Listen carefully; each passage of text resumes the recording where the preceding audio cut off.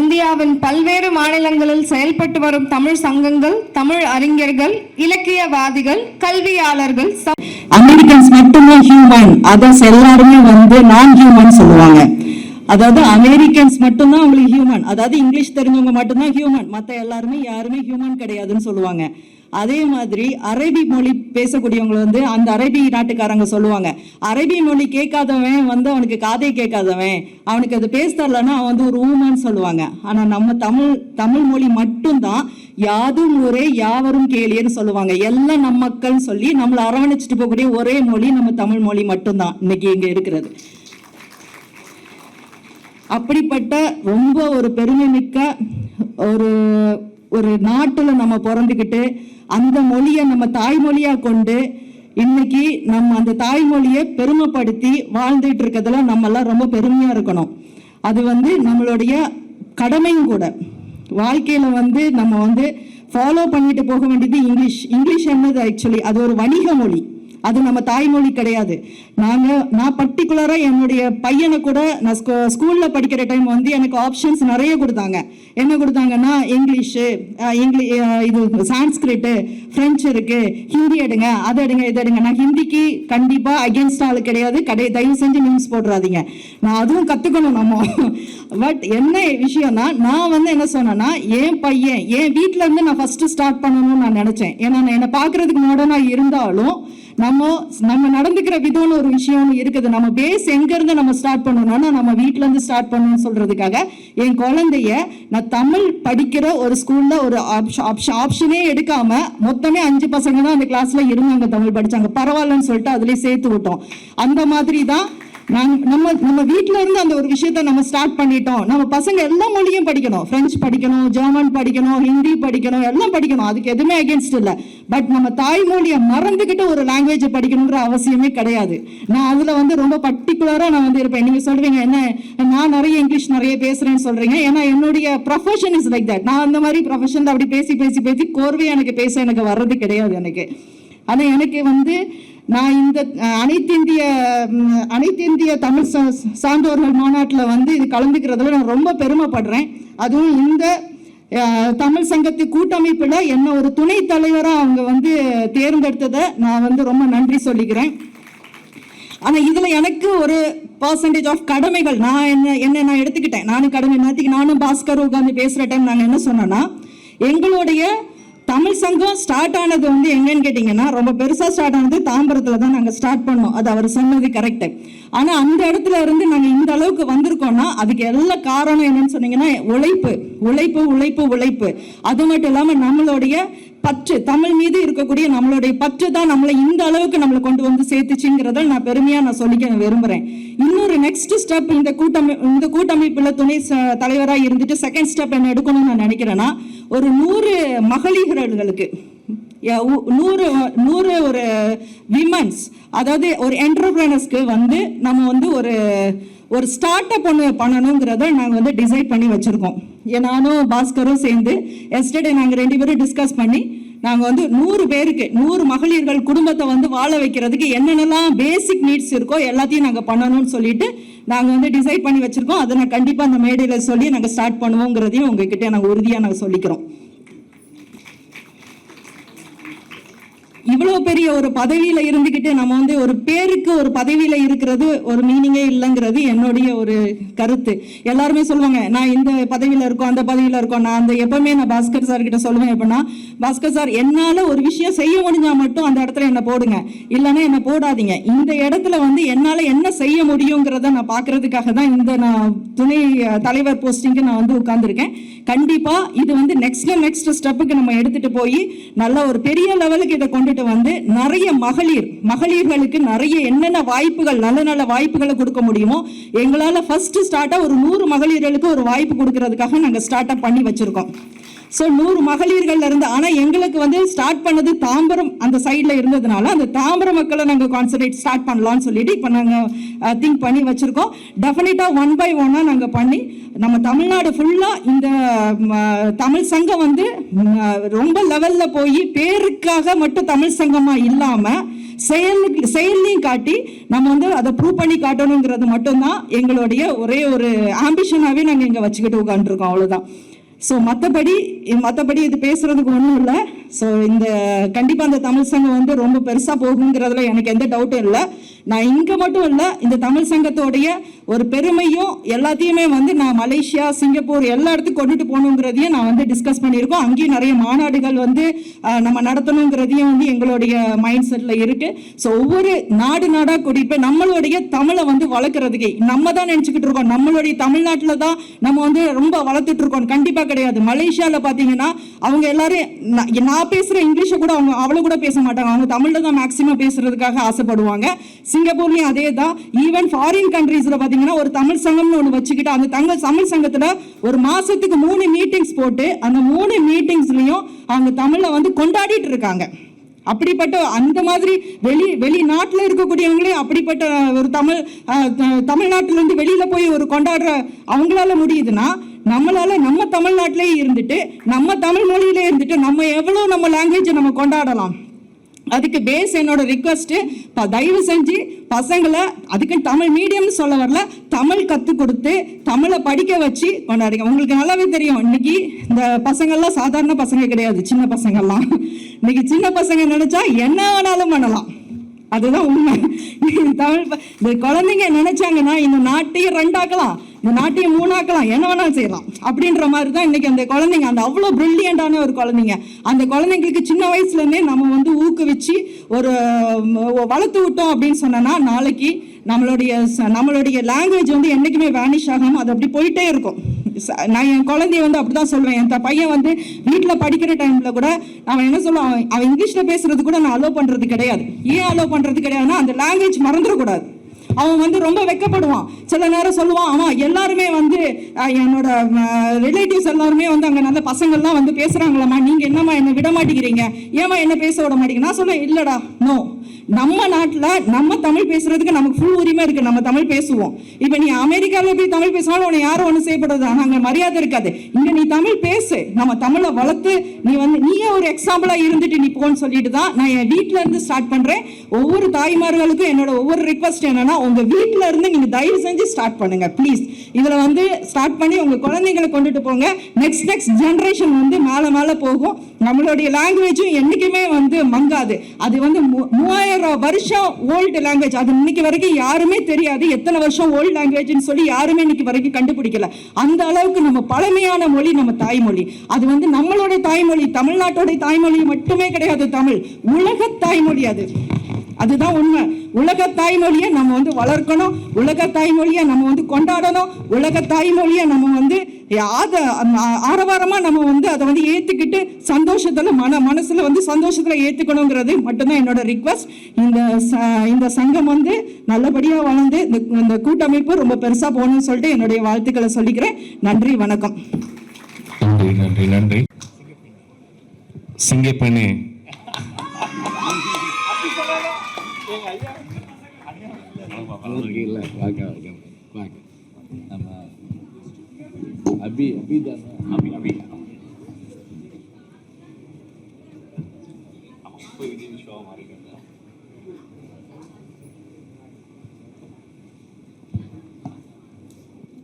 அனைவருக்கும் வணக்கம்.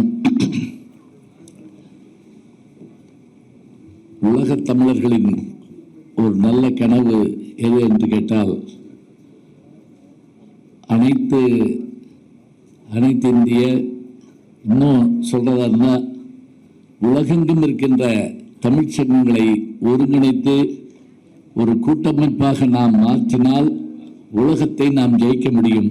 அதற்கு முதல் படியாக இந்த அனைத்து இந்திய தமிழ்ச் சங்கங்களின் கூட்டமைப்பு இன்றைக்கு தொடங்கப்படுகின்றது. இந்த அருமையான கூட்டமைப்பை உருவாக்க வேண்டும் என்பதை பல்லாண்டு காலமாக சொல்லி வந்தவர் யார் என்று கேட்டால், தில்லி தமிழ்ச்சங்கத்தினுடைய பொதுச் செயலாளராக, இன்னும் சொல்வதா இருந்தால் முகுந்தன் இல்லாம டெல்லி தமிழ் சங்கம் இல்லை என்று சொல்லுகின்ற அளவிற்கு அத்தகைய பெருமை மிகுந்தவர். 2003 நான் டெல்லிக்கு போயிருந்தப்ப எதுக்காக போயிருந்தேன்னா அவங்களுடைய அழைப்பின் பேரில் போயிருந்தேன். அப்ப அமெரிக்காவுக்கு போறதுக்காக மினிஸ்டர் யார் வர்றாங்களா? வந்திருக்கேன் பாங்க. நான் பேசுறது கொஞ்ச நேரம் தான், அது கேட்கணும் இல்லையா எல்லாரும்? வாங்க வாங்க, வேல்முருகன் வாங்க, பாடகர் வேல்முருகன் வர்றாங்க, நல்லா கைது இருக்கு. ஆடி மாசம் நாள் இந்த ட்ரெஸ்ல இருக்கீங்களா? சரி சரி சரி. அமெரிக்கா போகிறதுக்கு என்ன, எனக்கு விசா அப்போ வந்து டெல்லியில் போய் தான் வாங்கணும். சென்னையில் அப்போ கிடைக்காது, டெல்லிக்கு போகணும். டெல்லிக்கு போயிருந்தேன். 16 என் கூட எல்லாரும் திரைத்துறை சார்ந்த பலரும் வந்திருந்தாங்க. அப்போ ஒரு ஆச்சரியம் என்ன அப்படின்னா,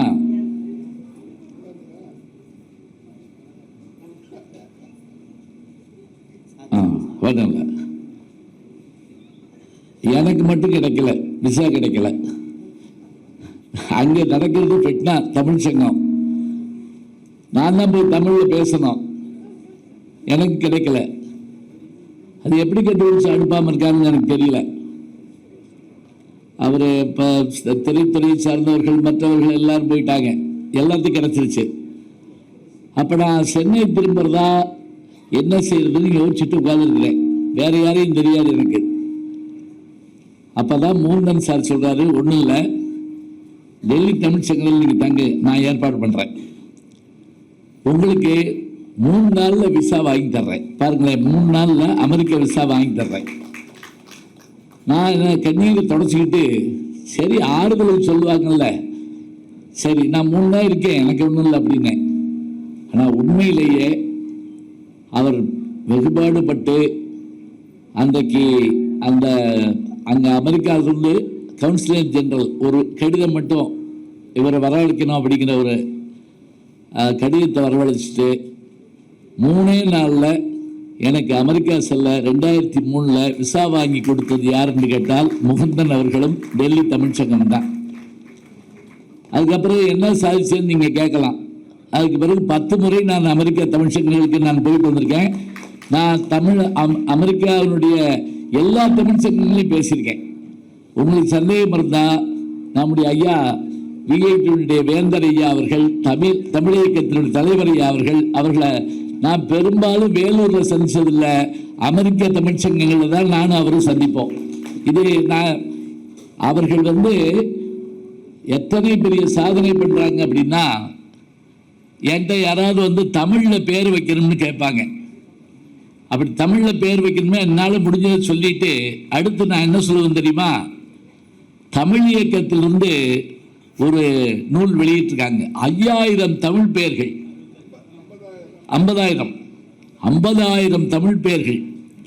5 லட்சம் தமிழ் பெயர்கள் இருக்கலாம், ஆனால் 50,000 தமிழ் பெயர்களை அதை வந்து அச்சிட்டு அதை வந்து அவர்கள் நமக்கு தந்திருக்காங்கன்னா எவ்வளவு பெரிய சாதனை அவங்க பண்ணுறாங்க. ஏன் அந்த சாதனை தெரியுங்களா? நான் அதை ஒரு இது பதிவு பண்ணுறேன். சமீபத்தில் இப்போ விஜயதசமி வந்தால் பிள்ளைகளை பள்ளிக்கூடத்தில் கொண்டு சேர்ப்போம். அந்த காலத்தில் நம்ம இப்போ மாதிரி ஜனவரியிலே சேர்த்து விடுறதுலாம் கிடையாது. ஆண்டு தொடங்கணும்னு சேர்க்க மாட்டோம். சரஸ்வதி பூஜை விஜயதசமிக்கு சேர்ப்போம். அப்போ பல பள்ளிகளில் என்னை கூப்பிட்டு என்ன செய்வாங்கன்னா, அந்த தானியத்தில் கையை பிடிச்சி எழுத வைப்பாங்க. நான் அந்த மாதிரி அந்த குழந்தைகள் எழுதுறப்ப நான் ஒரு சின்ன விஷயம் அந்த குழந்தைகிட்ட கேட்பேன், உன் பேர் என்ன அப்படின்னு. அன்றைக்கி நான் 100 குழந்தைகள்கிட்ட எழுத வச்சேங்க. அந்த 100 குழந்தைகளுடைய பேரையும் கேட்டேன். நம்புறீங்களே இல்லையோ, 98 குழந்தைக்கு தமிழ் பேர் கிடையாது. ஞாபகம் வச்சுக்கோங்க, 98 குழந்தைகளுக்கு தமிழ் பேர் கிடையாது. இது நம்ம எங்கே போய் சொல்கிறது, யார்கிட்ட போய் சொல்கிறது? இது நான் போய் இப்போ வேறு இடத்துல சொல்ல முடியுமா? வைக்கலை. இப்போ சொன்னாங்க பாருங்க, எனக்கு முன்பாக பேசிய வணக்கத்திற்குரிய முனைவர் மூத்த வழக்கறிஞர் வேலஸ்ரீ அவர்கள் பேசுகிறப்ப வீட்டில இருந்து தொடங்கணும்னு சொன்னாங்க இல்லையா? காரணம் என்ன? நம்ம பிள்ளைகளுக்கு பேர் வைக்கணும். அது மட்டும் இல்லை, பேசுகிறப்ப தமிழில் பேசணும். அது முக்கியமான ஒன்று. எவ்வளோ பழமையானது. நான் உலக நாடுகள் போகிறத பெருமையாக சொல்லுங்க. நேற்று நான் எங்கே போனேன் தெரியுமா? நேற்று ஆடித்த பஸ்ஸுக்கு நான் சங்கர கோயிலில் பேசுகிறேன். காலையில் என்ன செஞ்சேன் தெரியும்? மலையடிப்பட்டின்னு ஒரு கிராமம். மலையடிப்பட்டி நல்லா ஞாபகம் வச்சுக்கங்க. நம்ம கீழடியை தானே பெருசாக சொல்கிறோம். கீழடி தமிழனுடைய தாய்மடின்னு சொல்கிறோம்ல. ஆதிச்சநல்லூர் இருக்கு, அரிக்கமேடு இருக்கு, பழனிக்கு கீழே பொருந்தில்ங்கிற இடம் இருக்கு, கரூர் பக்கத்தில் இருக்கு. எல்லாமே அகலாய்வு செஞ்சால் தொல்லியலில் அற்புதமான செய்திகள் எல்லாம் அதில் கிடைக்கும். இவ்வளவு ஏங்க, கடலுக்குள்ளே போன துவாரகையை தேடுற மாதிரி பூம்புகார மத்தியில் தேடிட்டோம்னு வச்சுக்கோங்க, நம்ம யாருன்னு நமக்கு தெரியல, உலகத்துக்கு தெரிஞ்சு போகும். அந்த மலையடிப்பட்டி கிராமத்தில் என்ன இருக்கு தெரியுங்களா?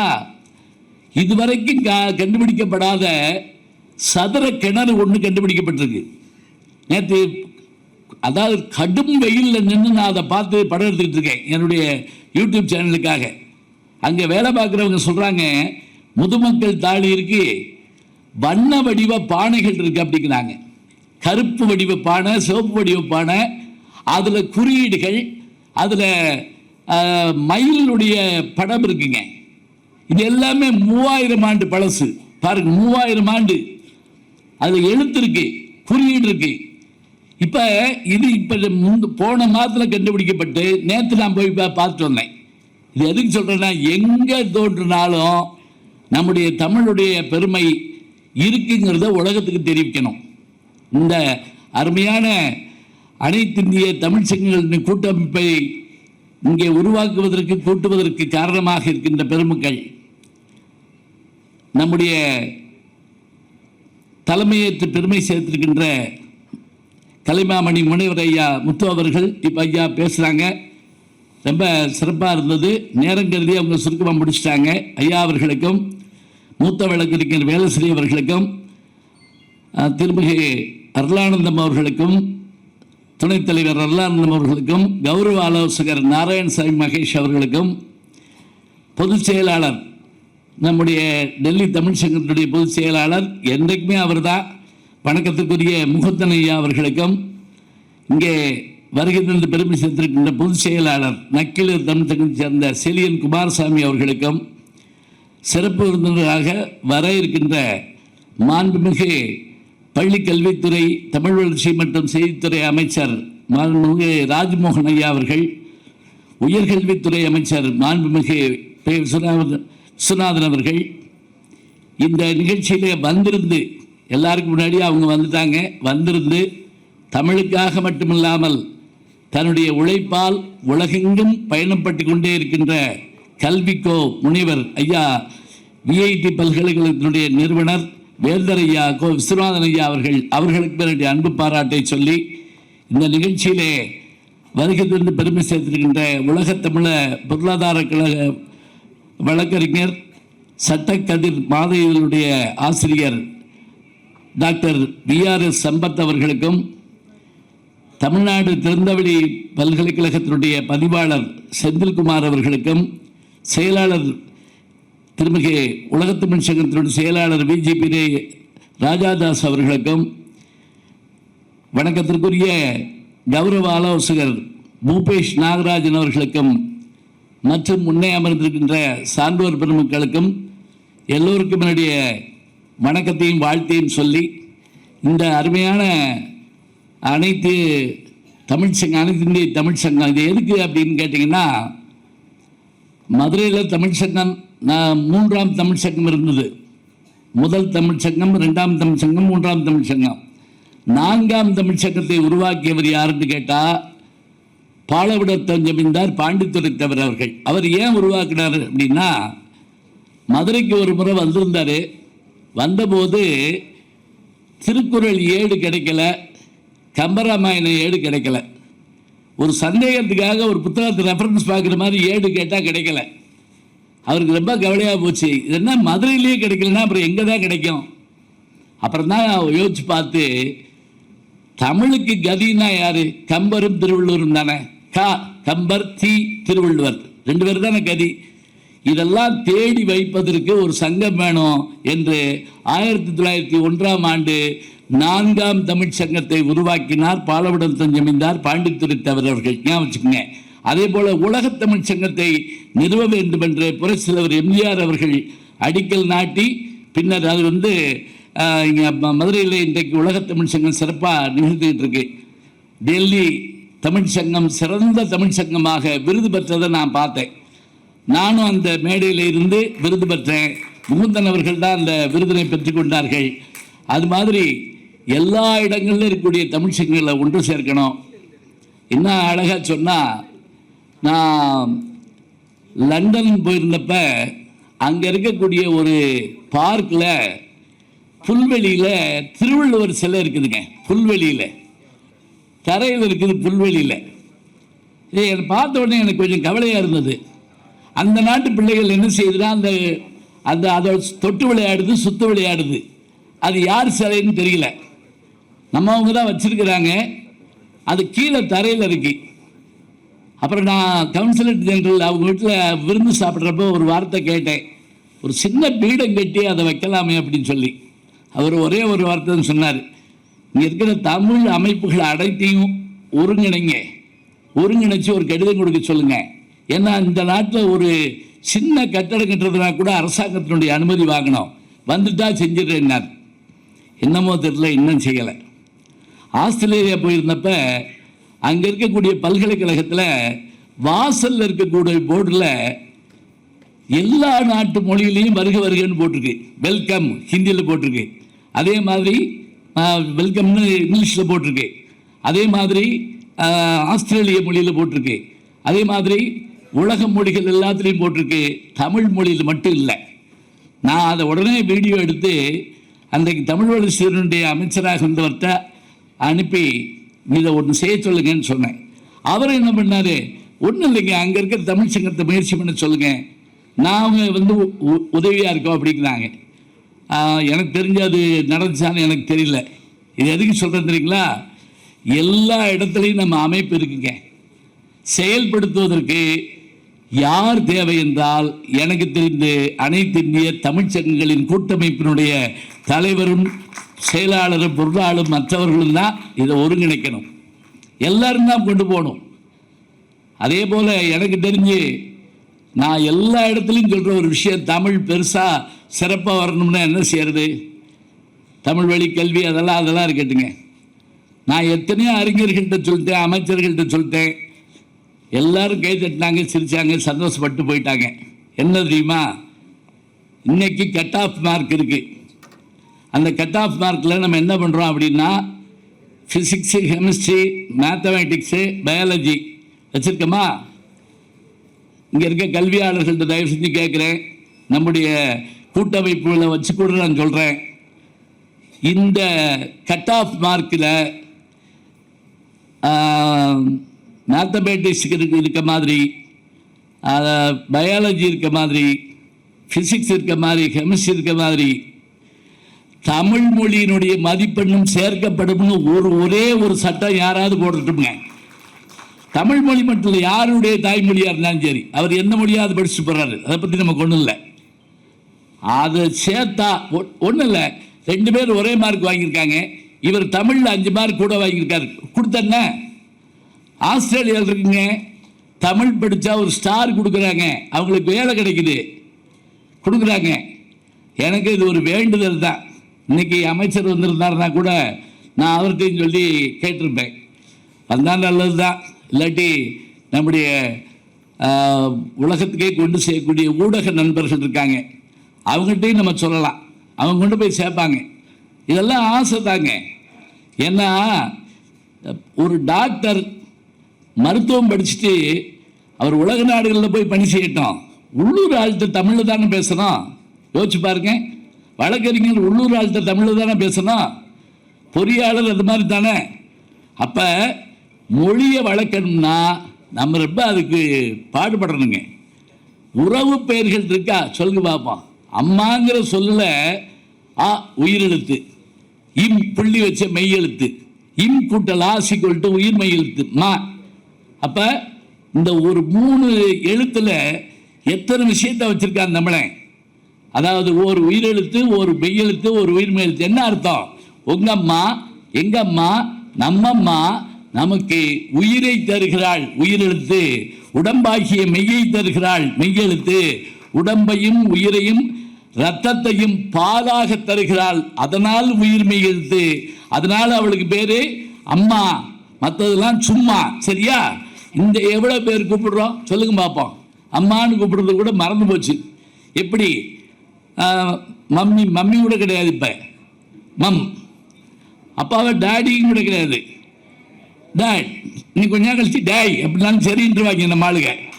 பாசத்தில் பிள்ளை கூப்பிடுது அப்படின்னு. நான் ஒரு வீட்டுக்கு போயிருந்தேன், ஒரு பிள்ளை மம் மம் மம்னு திரும்பிச்சு. அப்படியே பேச முடியாத பிள்ளையா கூப்பிட்டு என்ன மம் அப்படின்னே. நாங்கள் எங்கள் மம்மியை மம் அப்படி தான் கூப்பிடுவோம். உங்கள் பெரியம்மாவை எப்படி கூப்பிடுன்னு கேட்டேன். மேக்சிமம் அப்படி கூப்பிடுன்னு சொல்லிச்சு. சின்னம்மாவை மினிமம். நல்லா இருக்கும், யோசிச்சு பாருங்க. தாத்தா, பாட்டி, அத்தை, மாமா, சித்தப்பா, பெரியப்பா, அண்ணி, நாத்தனார், கொழுந்தனார். தமிழ் வழி கல்யாணம் பண்ணி வச்சேன். தாய் மாமனை கூப்பிடுங்க அப்படின்னு. அப்படின்னாங்க. தாய் மாமன்னா யாரும் தெரியலங்க. இன்னி ஒரு கவலை இல்லைங்க. அடுத்த தலைமுறையில் அது இருக்காது. ஏன் தெரியுமா? ஒரு வீட்டில் 2 பிள்ளை இருந்தால் தான் அதுக்கு மாமாவோ அத்தையோ இருப்பாங்க, அவங்களுக்கு பிறக்கிற பிள்ளைக்கு. ஒத்த பிள்ளையா இருந்தால் ஒத்த பிள்ளைக்கு அத்தை ஏது, ஒத்த பிள்ளைக்கு மாமா ஏது? உறவே இல்லைன்னா பேர் ஏது? ஆளே இல்லை. அது என்ன சொல்லுவீங்க? இப்போ இது எல்லாத்தையும் நம்ம நினச்சி பார்க்கணுங்க. அது மட்டும் இல்லை, யார்கிட்ட நம்ம பேசுகிறப்பையும் கூடிய மட்டும். இப்போ இன்னொன்று கூட கேட்கலாம், நம்ம வலிந்து தமிழ் பேசணுமா? அப்படிலாம் சொல்லலைங்க. வலிந்து தமிழ் பேச சொல்லலை. இப்போ 2000 வருஷத்துக்கு முதல்ல, 3000 வருஷத்துக்கு முதல்ல எழுதப்பட்ட தொல்காப்பியம் நமக்கு புரியாமல் போயிடுச்சு நம்ம நினைக்கிறோம். இல்லையே. வழிபடு தெய்வம் நிற்புறம் காப்ப, இது தொல்காப்பியம். டேய், உன் வீட்டில் ஒரு குலதெய்வம் இருக்கும்டா, அது உன் கூட வரும்டா. இவ்வளவுதான். வழிபடு தெய்வம் 3000 வருஷம் ஆச்சு. புரியலையே நமக்கு? புரியுது அப்படியே. அப்ப நமக்கு என்ன அப்படின்னு கேட்டா, நம்மோடு பேசுவதற்கு, நண்பர்களோட பேசுவதற்கு உணவுப் பொருள்கள் பேரு. எங்கேயாவது நீங்க ஸ்டார் ஹோட்டலுக்கு போய் என் கூட வர்ற அந்த உறவினர்கள் பிள்ளைகள் எல்லாம் என்ன தெரியுங்களா, அங்கே வந்து இட்லி தோசை எதுவும் கேட்டு எங்கள் மானத்தை வாங்கக்கூடாது. பாருங்க, இட்லி தோசை கேட்டால் மானம் போயிடுமா? அவங்க கொடுக்குற அந்த ஸ்டார் ஹோட்டலில் ஒரு 5ஆம் வகுப்பு பாட புஸ்தகம் மாதிரி ஒன்று கொடுக்குறான். அது மேலே லைட்டும் கிடையாது, அதை படிக்கவும் தெரியல. அதில் ஒரு ஆள் ரொம்ப நேரம் பிரட்டிக்கிட்டே இருந்துட்டு இந்த கடைசியாக இருக்கிறத கொண்டு வான்னு இருக்கான். அது ப்ரெஸ் நேமு, அது கொண்டு வரப்படியான்ட்டாங்க. அப்புறம் இந்த அவர் சாப்பிட்றத கொண்டு வா, அது எச்சி வேற கொண்டு வரேன், சரி போய் கொண்டு வா. இப்போ யோசிச்சு பாருங்க, நமக்கு உணவுல பேர் இல்லை, உறவுல பேர் இல்லை, உணர்வுல தமிழ் இருக்கணும்.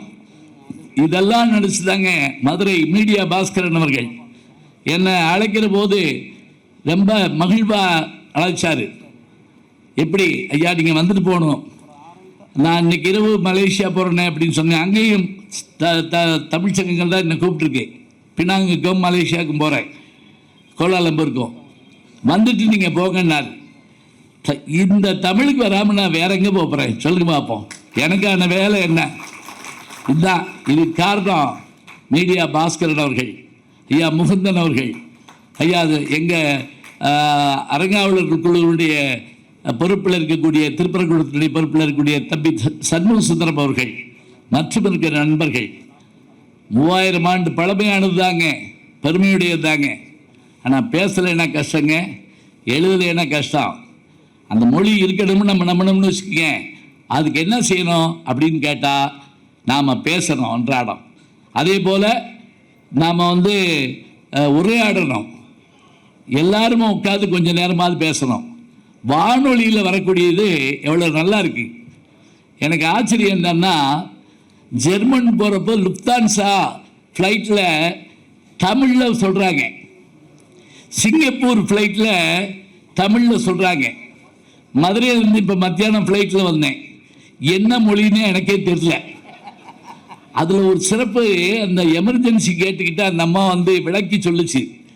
ஏதோ ஒரு மொழியில் ஒருவேளை இந்த விமானம் என்னமாவது ஆகிட்டா நீங்கள் எப்படி குதிக்கணும்னு சொல்லிச்சு. அது என்ன சொல்லிச்சுன்னே தெரியல. குதிக்கிறதுனா குதிச்சுக்கிறோன்ட்டு உட்காந்துட்டாங்க எல்லாரும். இப்போ யோசிச்சுப்பாரு, அங்கனக்குள்ளேயாவது வேண்டாமா? ஆபத்து வந்தால் எந்த மொழியில் பேசுவீங்க? யோசிச்சு பாருங்க. ஒருத்தருடைய உண்மையான தாய்மொழியை எப்போ கண்டுபிடிக்கலாம் தெரியுமா? சப்புன்னு ஒரு அறை விட்டோம்னு வச்சுக்கோங்க, யா தம்மா அம்மான்னு கத்துவேன். அவன் மொழியில் கத்துவேன், மம்மின்னா கத்துவாங்க இல்லை. அப்போ ஆபத்துக்கு மட்டும் இல்லைங்க, அன்புக்கு, அறத்துக்கு, வாழ்வுக்கு, எல்லாத்துக்கும் நமக்கு என்ன உயிர். கண்ணுதர் பெருங்கடவுள் கலகமோடு அமர்ந்து பண்ணுற தெளிந்து ஆய்ந்ததை பசுந்தமிழ்னு திருவிளையாட புராண ஆசிரியர் சொல்றாருன்னா, தமிழ் சங்கத்துக்கு கடவுளே தலைவராக இருந்திருக்காருங்க, ஞாபகம் வச்சுக்கோங்க. வேற யாரும் வரல. சிவபெருமான், அடுத்து முருகப்பெருமான் உக்கிரபாண்டியராக வந்து அவர் உக்கிரப்பெருவள்ளிங்கிற பேரில் அவர் இருந்தார். வேணும்னா முருகப்பெருமானுக்கு என்ன செய்வார் தெரியுமா? அவையாரை கூப்பிட்டு சுட்ட விழா வேணுமா சுடாத விழா வேணுமா அதெல்லாம் அப்புறம் வச்சுக்கலாம், 2 பாட்டு பாடு. நக்கீரரை கூப்பிட்டு திருமுருகாற்று படப்பாரு, அருணகிரிநாதரை கூப்பிட்டு திருப்புகழ் பாடு, வள்ளலாரை கூப்பிட்டு திருவருட்பா பாடு. புலவர்களை பாட வச்சது கிடவுளர்கள் நம்ம இது இல்லைங்க வரலாற்றில். அதனால மனோன்மணியம் சுந்தரதாஸ் அவர் அழகாக சொன்னார். சிவபெருமான்கிட்ட ஒரு பேட்டி எடுக்கிறாரு, உலகமே அழிய போகிற நாளில் நீ தனியாக உட்கார்ந்துருப்ப, அப்போ என்ன செய்வேன்னு கேட்குறாரு சிவபெருமான்கிட்ட. சிவபெருமான் சொல்கிறாரு, உலகத்தையே அழிச்சாலும் கூட நான் ஒரே ஒரு ஏடு எடுத்து வச்சிருப்பேன். அந்த ஏடு வேறு ஒன்றும் இல்லை, மணிவாசகர் எழுதிய திருவாசகத்தை நான் படித்தேன் என்றால் போதும்னு சிவபெருமான் சொல்றாருங்க. கடவுள் மனிதனுக்கு சொன்னது கீதை, மனிதன் கடவுளுக்கு சொன்னது திருவாசகம், மனிதன் மனிதனுக்கு சொன்னது திருக்குறள் என்றால் இந்த 3ஐயும் நாம் அறிந்து தெரிந்து வைத்துக் கொண்டு அடுத்த தலைமுறைக்கு கொண்டு சேர்ப்போம். ஊடகத்திற்கு பெரும் பங்கு உண்டு. வானொலி தொடங்கி, தொலைக்காட்சி தொடங்கி, திரைப்படம் தொடங்கி, இன்னைக்கு இருக்கக்கூடிய நம்முடைய யூடியூப் சேனல். நான் யூடியூப் சேனல் வச்சிருக்கிறேன். நான் என்னால் முடிஞ்ச அளவுக்கு என்னென்னவோ செஞ்சு பார்க்குறேன். பெருசாக யார் அதை பார்க்குறாங்களான்னு எனக்கு தெரியல. ஆனால் ஏதாவது திகிடுதுமா ஒரு செய்தியை போட்டோம்னு வச்சுக்கோங்க, உடனே 50 லட்சம் பேர் பார்த்தாங்க, 5 லட்சம் பேர். அதை பற்றி கவலை இல்லைங்க. அதுக்கு இல்லை நம்ம வச்சிருக்கிறது, என்ன நல்ல செய்தி சொல்ல முடியும்னு பார்க்கணும். அதுதான் நம்ம தமிழுக்கு செய்கிற ஒரு விஷயம். அதே போல் வானொலியும் தொலைக்காட்சியும் இன்னைக்கு இருக்கக்கூடிய இன்ஸ்டாகிராமும் எதுவாக இருந்தாலும் சரி. என் நண்பர் பத்மஸ்ரீ கமலஹாசன் அவர்கள் சொன்னார், எப்படி மோதிரத்துக்குள்ள சினிமா வந்தால் கூட நான் அதில் நடிப்பேன்னாரு. அதுபோல் சின்ன விஷயத்துக்குள்ள கூட எது வந்தாலும் அதற்குள்ளும் தமிழ் இருக்க வேண்டும் என்று நாம் நினைப்போம். அதற்கான முயற்சியை அனைத்து இந்திய நம்முடைய தமிழ் சங்கங்களின் கூட்டமைப்பு நிகழ்த்தி காட்டும் என்று சொல்லி அபி வந்துட்டார் பக்கத்தில். அவருக்கு தந்தையாரான ஒரு படத்தில் நடிச்சிருக்கேன், கேரள நாட்டிலும் பெண்களுடனே அப்படின்னு ஒரு படம். அந்த படத்தில் நீங்கள் பார்க்கலன்னா யூடியூப்பில் பார்த்துக்குங்க. அதனால் அவர் வந்த உடனே நான் கண்டுபிடிச்சிட்டேன், போயிட்டு வரணுங்கிறதுக்காக. அதனால் ரொம்ப மகிழ்ச்சி. எல்லாருக்கும் வணக்கம். மீண்டும் மீண்டும் நான் சொல்கிறேன், இது அநேகமாக சின்ன கூட்டம் மாதிரி தெரியுது, ஆனால் ஊடகம் இருக்கிறதுனால போய் சேரும். லட்சம் பேர், கோடி பேர் சேர்ந்து இந்த மாதிரியான வேலையை பார்க்கணுங்க. பாஸ்கரன் அவர்களும் நம்முடைய முகுந்தன் அவர்களும் தொடங்கியிருக்காங்க. ஐயா அவர்கள், விஐடி ஐயா வேந்தர் அவர்கள் இருக்கிறார்கள், மற்றவர்கள் இருக்கிறார்கள்.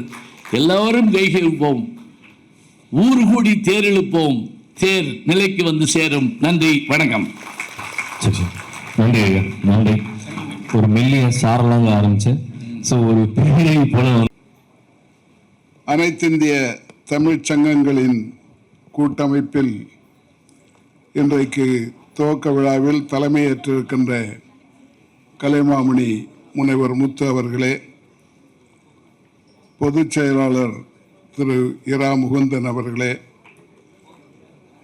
இங்கு முன்னிலை வகிக்கின்ற திரு ஒன் சண்முக சுந்தரம் அவர்களே, முனைவர் வேலஸ்ரீ அவர்களே, திரு அருளானந்தம் அவர்களே, திரு நாராயணசாமி மகேஷ் அவர்களே, திரு செவியன் குமாரசாமி அவர்களே, எனக்கு முன்னாலே உரையாற்றிய திரு விஜிபி ராஜாதாஸ் அவர்களே, கவிஞர் இன்பா அவர்களே, கவிஞர் ராகுல் காந்தி அவர்களே மற்றும் வருகை தந்துள்ள தமிழ் பெரியோர்களே, தாய்மார்களே, மாணவ செல்வங்களே, அனைவருக்கும் வணக்கம்.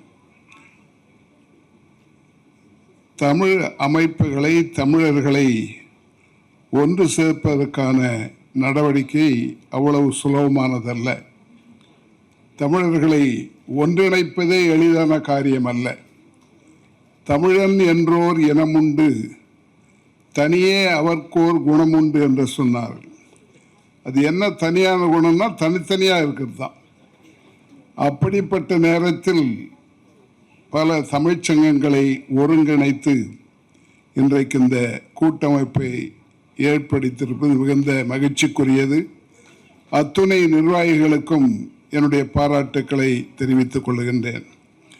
திரு சம்பத் அவர்கள் பேசும்பொழுது நிறைய பொருளாதாரத்தை பற்றி குறிப்பிட்டார்கள், பொருளாதார வளர்ச்சியை பற்றியும் குறிப்பிட்டார்கள். தமிழ் இயக்கத்தில் நான் சொல்வது பாதி நேரம் தமிழுக்கு, மீதி நேரம் தமிழருக்கு என்று.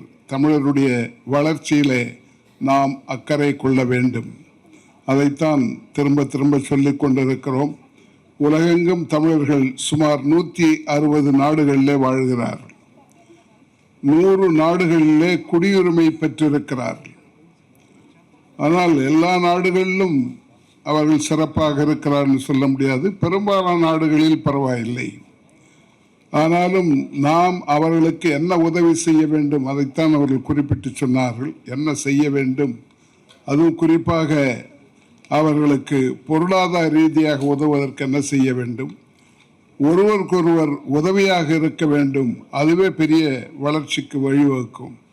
அப்படிப்பட்ட ஒரு சூழ்நிலையை ஏற்படுத்துவதற்கு இந்த கூட்டமைப்பு பயன்பட வேண்டும் என்று நான் விரும்புகின்றேன். உங்களுக்கு தெரியும், தமிழ்நாட்டில் நமக்கு பிரச்சனைகள் இருந்தாலும் இன்றைக்கு எல்லாவற்றையும் தாண்டி ஒரு புயல் அடித்ததை போல, ஏன்னா நான் திமுகவில் 20 வருஷம், அண்ணா திமுகவில் 20 வருஷம் இருந்தவன். 2 பேரையும் தோற்கடிப்ப ஒரு கட்சி வரும் என்று எதிர்பார்த்ததில்லை. அது இன்றைக்கு நடந்து விட்டது. அந்த ஆட்சி வெற்றி பெற வேண்டும், முதலமைச்சர் வெற்றி பெற வேண்டும், எல்லா நடவடிக்கைகளும் வெற்றி பெற வேண்டும் என்று வாழ்த்துகின்றேன்.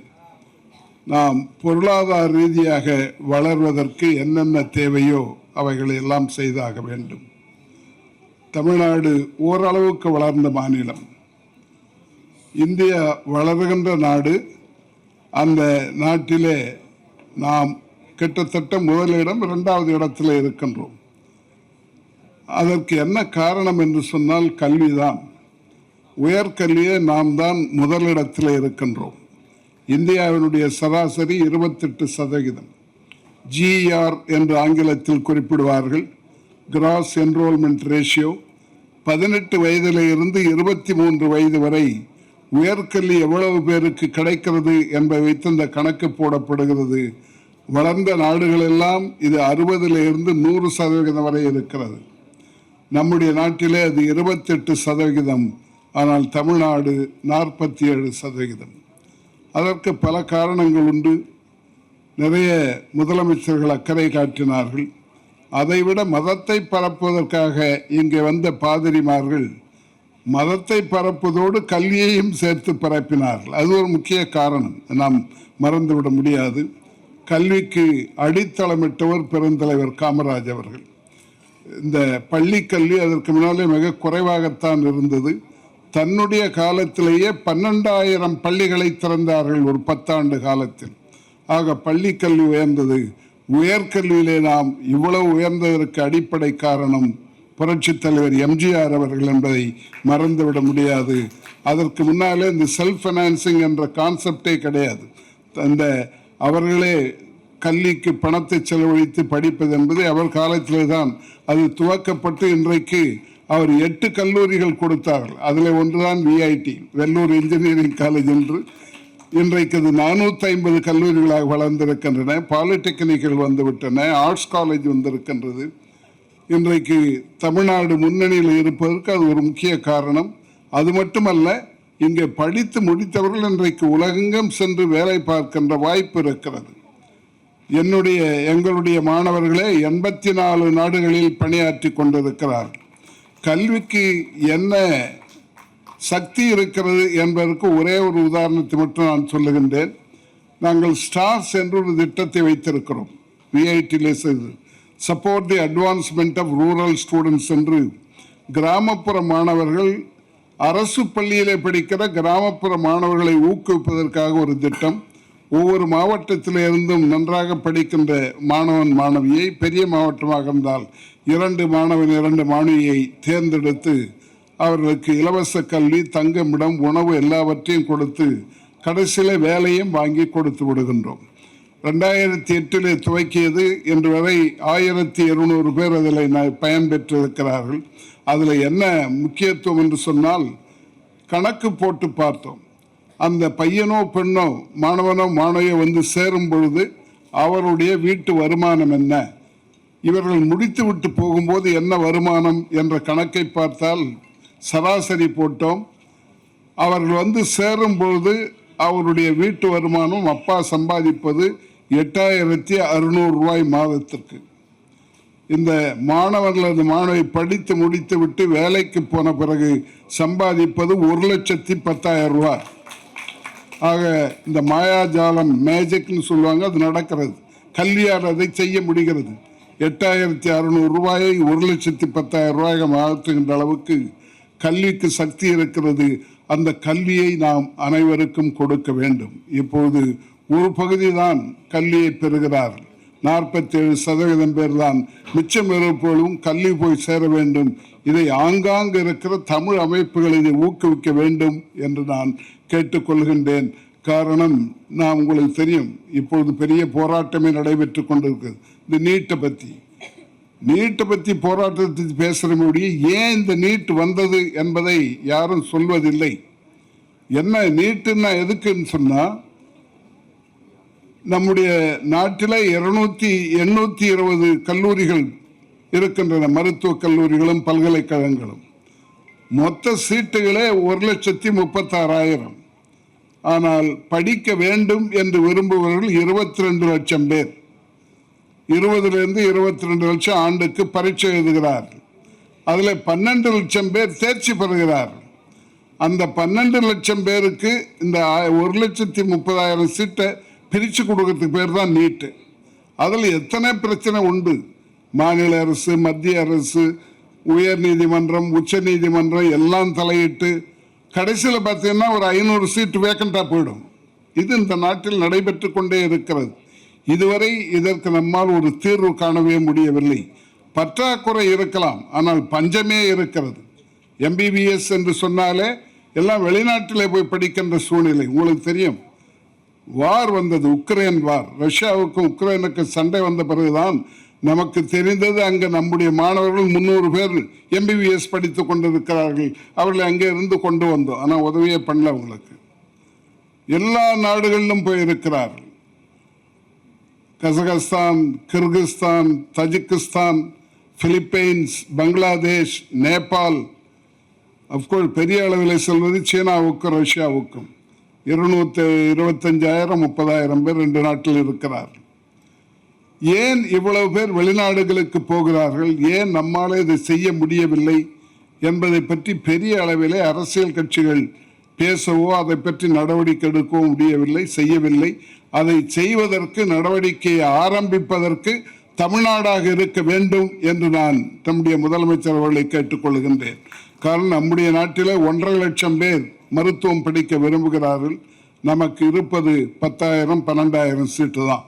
இதை மாற்ற முடியாதா என்றால் மாற்ற முடியும். மற்ற நாடுகள் செய்திருக்கின்றன. ஒரு கல்லூரியிலே நாம் 100 பேர் 150 பேருக்கு மேலே சேர்ப்பதில்லை MBBS. ஆனால் அதிகபட்சமாகனா 200 250 கொடுக்குறோம். அது கொஞ்சம் கல்லூரிகளுக்கு மட்டும்தான். ஆனால் இங்கிலாந்துக்கு போனால் 400லேருந்து 500 பேரை இவர்கள் சேர்க்கிறார்கள். சீனாவுக்கு போனால் 800லேருந்து 1200 பேர் வரை சேர்க்கிறார்கள். அப்படி நாமும் செய்தால், அமெரிக்கா இங்கிலாந்து மாதிரி போனால் 3000லேருந்து 3 லட்சத்துக்கு மேலே சீட்டு வந்துடும். அல்லது சைனா மாதிரி போனால் 8 லட்சம் சீட்டு வரும். ஏன் இதை நம்மால் செய்ய முடியவில்லை? அதில் என்ன பிரச்சனை என்று. அது மட்டுமல்ல, இங்கே படிக்கின்ற மாணவர்கள் செய்கிற செலவும் வெளிநாடுகளுக்கு போய் படிப்பவருடைய செலவும் பார்த்தா ரொம்ப வித்தியாசம் இருக்கு. நமக்கு என்ன இந்தியாவில் செலவாகிறதோ தனியார் மருத்துவ கல்லூரியில் படித்தால் அதில் பாதியை விட குறைவாகத்தான் அயல் நாட்டில் போய் செலவு செய்கிறார். இவைகளெல்லாம் மாற்றுவதற்கு அரசு பெரிய முயற்சியை எடுக்கவில்லை. இது மத்திய மாநில அரசுகள் சேர்ந்து செய்ய வேண்டிய காரியம். காரணம், இந்த கல்வி என்பது ஒரு காலத்தில் மாநில பட்டியலில் இருந்தது. 1976 இந்திரா காந்தி அம்மையார் காலத்தில் அரசியல் சட்டத்தை திருத்தி இதை பொது பட்டியலுக்கு கொண்டு போய் விட்டார்கள். அரசியல் சட்டத்தில் 3 விதமாக அதிகாரம் பிரிக்கப்பட்டிருக்கும். Union list, state list, concurrent list என்று மத்திய அரசுக்கு உட்பட்ட அதிகாரம், மாநில அரசுக்கு உட்பட்ட அதிகாரம், பொதுவான அதிகாரங்கள். இதை பொதுவான அதிகாரத்தை கொண்டு போனார்கள். ஆனால் மாநில அரசு பெரிய அளவில் கலந்து பேசுவதில்லை. அது இன்றைக்கு இருக்கிற சூழ்நிலை. நான் குறிப்பிட்டதற்கு காரணம், இன்றைக்கு பெரிய போராட்டமே நடைபெற்று கொண்டிருக்கிறது. அமைச்சர் ராஜினாமா செய்ய வேண்டும் என்றெல்லாம் நீட்டை பற்றி, அந்த நீட்டில் நடந்த தவறுகளை ஏன் தடுத்து நிறுத்தவில்லை என்பதை பற்றியெல்லாம் பேசிக் கொண்டிருக்கிறோம். ஆக கல்விக்கு முக்கியத்துவம் அளிக்க வேண்டும். அதுவும் குறிப்பாக இந்த கல்வியில் நாம் மிகவும் பின்தங்கி இருக்கிறோம். டாக்டர்கள் பற்றாக்குறை நிறைய இருக்கிறது. ஆனாலும் நம்மால் முடியவில்லை. தமிழ்நாட்டில் மட்டும், இந்தியாவில் மட்டும் 7 லட்சம் டாக்டர்கள் பற்றாக்குறை இருக்கிறது. உலகெங்கும் நம்மால் டாக்டர்களை அனுப்ப முடியும். அதற்கு வழிவகை செய்ய வேண்டும். அதேபோல் நம்முடைய தமிழ்நாடு பொருளாதாரத்தில் இன்னும் வளர்வதற்கு வாய்ப்பு இருக்கிறது.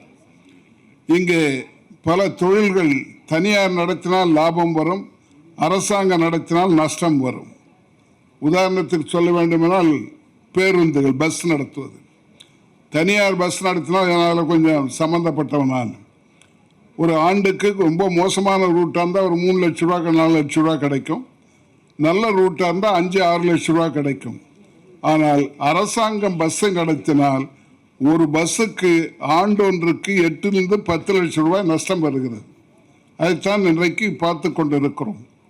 இதையெல்லாம் மாற்றுவதற்கு நடவடிக்கை எடுத்தாக வேண்டும். அது மட்டுமல்ல, இன்றைக்கு வந்திருக்கிற அரசு இந்த லஞ்ச ஊழலை எல்லாம் அடியோடு நிறுத்துவோம் என்று சொல்லியிருக்கிறார்கள். எதையும் அதில் சேர்த்து கொள்ள வேண்டும் என்று நான் கேட்டுக்கொள்ளுகின்றேன். எங்கெங்கே நஷ்டம் வருகிறதோ அவைகள்லாம் தடுத்து நிறுத்துவதற்கு வழி செய்தால் அதுவே பெரிய வருவாயாக நமக்கு மாறிவிடும்.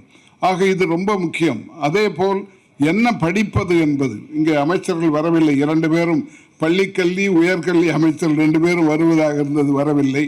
கல்வியிலே நாம் அக்கறை செலுத்த வேண்டும். என்ன படிப்பது என்பது பெற்றோர்களுக்கும் மாணவர்களுக்கும் முக்கியத்துவம் தர வேண்டும். அரசாங்கம் தான் அதை செய்து கொண்டிருக்கிறது. அதுவும் தெரியும், அண்மை காலமாக பெரிய குழப்பமே நடந்து கொண்டிருக்கிறது. CBSE என்ன மொழியை படிக்கலாம் என்பதை அடிக்கடி மாற்றி மாற்றி சொல்லிக் கொண்டிருக்கிறார்கள். அதில் ஒன்றை நான் பார்த்தேன். அவர்கள் எப்படியாவது ஆங்கிலத்தை தவிர்க்க வேண்டும் என்று விரும்புகிறார்கள். ஆங்கிலம் படித்தால் இந்தியை படிக்க மாட்டார்கள் என்று சொல்லி ஆங்கிலத்தை தவிர்ப்பதற்கு நடவடிக்கை எடுக்கப்படுகிறது. ஆங்கிலம் அந்நிய மொழி என்ற பட்டியலில் போட்டிருக்கிறார். நான் கொஞ்சம் நீங்கள் ஆராய்ச்சி செய்து பார்த்தால் தெரியும் எவ்வளவு தூரம் ஆங்கில மொழி உபயோகப்படுத்தப்படுகிறது, எவ்வளவு இந்தி உபயோகப்படுத்தப்படுகிறது என்ற கணக்கை நான் பார்த்தேன். ஆட்சி மொழியாக 14 மாநிலங்களில் ஆட்சி மொழியாகவோ துணை ஆட்சி மொழியாகவோ ஆங்கிலம் இருக்கிறது. 6 யூனியன் பிரதேசங்களில் அதே மாதிரி இருக்கிறது. ஆக 20 மாநிலங்கள் யூனியன் பிரதேசங்களே ஆங்கிலம் ஆட்சி மொழி, அது துணை ஆட்சி மொழி. அதே போல் இந்தி 11 மாநிலங்களிலும் 5 யூனியன் பிரதேசங்களிலும் ஆட்சி மொழியில் துணை ஆட்சி மொழியாக இருக்கிறது. அது 20 மாநிலங்கள், இது 16 மாநிலங்கள். அதை நாம் அந்நிய மொழி என்று சொன்னால் அங்கே இருக்கிற மாநிலங்கள்லாம் என்ன ஆகும்? நாகாலாந்து என்ன ஆகும்? அருணாச்சல பிரதேசம் என்ன ஆகும்? மேகாலயா என்ன ஆகும்? இவர்களோட ஆட்சி மொழியே அவர்களுக்கு ஆங்கிலம் தான். அயல்நாட்டுன்னு சொல்ல முடியுமா? அது மட்டுமல்ல, உதாரணத்துக்கு கொண்டு சொல்ல விரும்புகிறேன். பஞ்சாபுக்கும் ஹரியானாவுக்கும் ஒரே ஒரு கேபிட்டல், ஒரு தெரியும் உங்களுக்கு, ஒரு தலைநகரம் சண்டிகரில் இருக்கு. சண்டிகர் ஒரு யூனியன் டெரிட்டரி. அந்த யூனியன் டெரிட்டரிக்கு பஞ்சாபுக்கு ஆட்சி மொழி பஞ்சாபி, ஹரியானாவுக்கு ஆட்சி மொழி இந்தி. ஆனால் சண்டிகருக்கு ஆட்சி மொழி ஆங்கிலம். இதுவரை இதை மாற்றப்படவில்லை. இதை நான் சொல்வதற்கு காரணம், இப்படிப்பட்ட சூழ்நிலைகள் அவருடைய மொழி தன்னுடைய தாய்மொழி இந்தியா முழுவதும் வர வேண்டும் என்று நினைப்பது தவறில்லை. ஆனால் இந்தியினுடைய வளர்ச்சியை விட இந்தியாவின் வளர்ச்சி முக்கியம், இந்தியாவினுடைய ஒற்றுமை முக்கியம். இதை மேலே இருப்பவர்கள் உணர வேண்டும் என்று நான் விரும்புகின்றேன். இதை நான் குறிப்பிடுவதற்கு காரணம், தமிழ் உலக மொழி. நாம் 5000 ஆண்டுகளுக்கு முன்னாலேயே இருந்த சிந்து சமவெளி நாகரிகம் நம்முடைய நாகரிகம், திராவிட நாகரிகம், தமிழ் நாகரிகம். அன்றைக்கே தமிழ் பேசப்பட்டிருக்கிறது, எழுதப்பட்டிருக்கிறது. அப்படிப்பட்ட மொழிக்கு நாம் சொந்தக்காரர்கள். தமிழன் என்று சொல்லிக் கொள்வதே நமக்கு பெருமைதான். காரணம், உலகத்தில் எந்த மொழியும் நமக்கு ஈடாக ஒன்று கிடையாது. நம்மோடு இருந்த 7 மொழிகளில் சில மொழிகள் வழக்கில் இல்லாமல் போய்விட்டன, சில மொழிகள் எழுத்தும் பேச்சும் மாறிவிட்டன. மாறாமல் இருப்பது நம்முடைய மட்டும்தான், நம்முடைய தமிழ் மட்டும்தான். அப்படிப்பட்ட மொழிக்கு நாம் சொந்தக்காரர்கள். கன்னடமும் கலிதெலுங்கும் கவின் மலையாளமும் துளுவும் உன்னுதரத்து உதித்தெழுந்தே ஒன்று பல வயடினும் ஆரியம்போல் உலக வழக்கு அழிந்தொழிந்து சிதையாவும் சீரிழமை திறம்பெயர்ந்து செயல் மறந்து வாழ்த்துதுமே என்று பாடினார். அப்படிப்பட்ட மொழிக்கு சொந்தக்காரர்கள். அதற்கு அந்த சங்கங்களை எல்லாம் இன்றைக்கு தமிழ்ச்சங்கங்களை ஒன்றிணைத்து இந்த அருமையான அனைத்திந்திய தமிழ்ச்சங்கங்களின் கூட்டமைப்பை ஏற்பாடு செய்திருக்கின்ற தலைவர், செயலாளர், நிர்வாகிகளுக்கு என்னுடைய பாராட்டை தெரிவித்து முடிக்கின்றேன். நன்றி, வணக்கம்.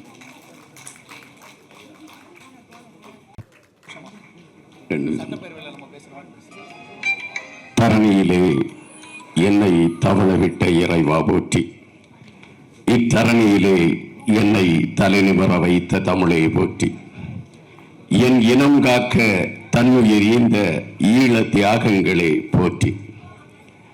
அனைத்திந்திய தமிழ் சங்கங்களின் கூட்டமைப்பு என்கின்ற களத்தில் கொடுக்கப்பட்டிருக்கக்கூடிய நேரம் 2 நிமிடங்கள்.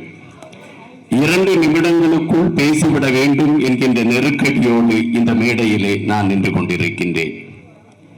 இன்று எங்களுடைய தமிழக வெற்றி கழகத்தை எடுத்துக்கொண்டால், தமிழ் உணர்வாளர்கள் பலர் எங்களுடைய கட்சியிலே அடையாளமாக இருக்கிறோம். அந்த அடையாளத்தில் நாங்களும் ஒருவராக இருக்கிறோம் என்பது எங்களுக்கு கிடைத்திருக்கக்கூடிய ஒரு பெருமை.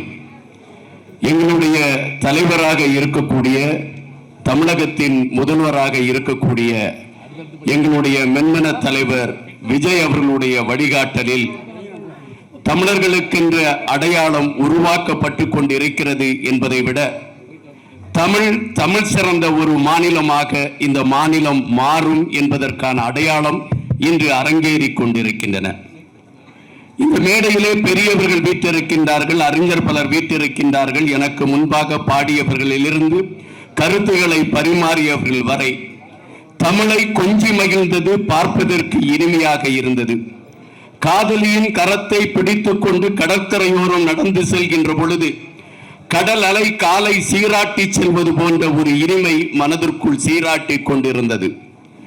இந்த விழா வெற்றி பெற வேண்டும் என்று நான் பெருமிதப்படுகின்றேன்.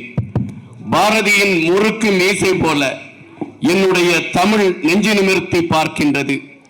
தமிழ் என்கின்ற வார்த்தையை உச்சரிப்பதற்கு எங்களுடைய இளைய சமுதாயத்திற்கு வழியற்று போய்விடுமோ என்று வாடிக்கொண்டிருந்த வேளைகளில் ஆங்காங்கே தமிழை பூக்க வைப்பதற்கும் தமிழுக்கு மகுடம் சூட்டுவதற்கும் பூப்படைந்த தமிழை மார்பகத்தில் தூக்கி சுமப்பதற்கும் பலர் இன்னும் முன்வந்து கொண்டிருக்கிறார்கள் என்பதற்கான களமாகத்தான் இந்த சங்கத்தை பார்க்கின்றேன்.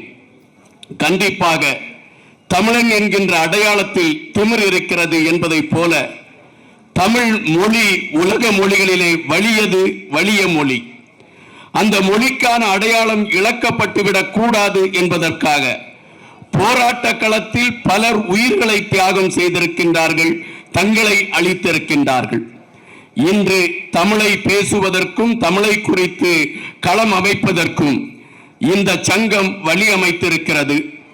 இதற்கு அடித்தளமாக இருக்கக்கூடிய முகுந்தன் அவர்களையும் மீடியா பாஸ்கர் அவர்களையும் நான் பாராட்ட கடமைப்பட்டிருக்கின்றேன். இங்கு மேடையிலே ஆண்டோர் பலர் இருக்கின்றார்கள். ஐயா உலகநாதன் அவர்கள் இருக்கின்றார்கள், குடையின் வள்ளல். ஐயா விஜி சந்தோஷம் அவருடைய குடும்பத்தை சார்ந்தவர்கள் இருக்கிறார்கள். தமிழை வளர்க்கக்கூடிய களத்தை எடுத்துக்கொண்டு தமிழுக்காகவே வாழ்ந்து கொண்டிருக்கக்கூடிய ஐயா விடி விஸ்வநாதன் அவர்கள் இருக்கின்றார்கள், முத்து அவர்கள் இருக்கின்றார்கள், மற்றும் அருளானந்தம் அவர்கள் இருக்கின்றார்கள். எனக்கு பின்னால் பேச இருக்கக்கூடிய என்னுடைய அருமை தம்பி தமிழன் ராகுல் காந்தி அவர்கள் இருக்கின்றார்கள். உங்கள் அனைவருக்கும் என்னுடைய வாழ்த்தை சொல்லிவிட்டு நேரத்தின் அருமையை கருதி வாழ்கின்ற பொழுதும் வீழ்கின்ற பொழுதும் வாழ்க தமிழ் வெல்க தமிழ் என்று கூறி விடைபெறுகிறேன். நன்றி, வணக்கம். நன்றி.